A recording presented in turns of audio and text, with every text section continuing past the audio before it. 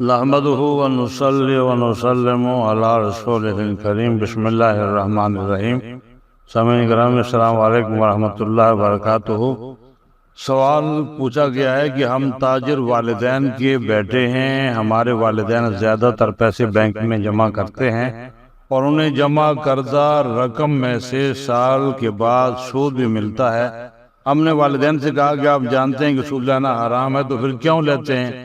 تو وہ کہتے ہیں کہ ہم سود کی رقم کو غریبوں میں بغیر ثواب کی نیت کی تقسیم کر دیتے ہیں، اور یہ رقم وہ حضرات اس لیے بینک سے اٹھاتے ہیں کہ اگر وہ رقم نہ اٹھائی جائے تو اس سے بینک والوں کا فائدہ ہوگا اور یوں کم از کم غریبوں کا فائدہ تو ہوگا۔ آپ سے سوال یہ ہے کہ آیا اس طرح کرنا صحیح ہے یا افضل پر عمل کرتے ہوئے بالکل سود کی رقم کو ہاتھ ہی نہ لگانا چاہیے اور پیسے کو بینک ہی میں رہنے دیا جائے؟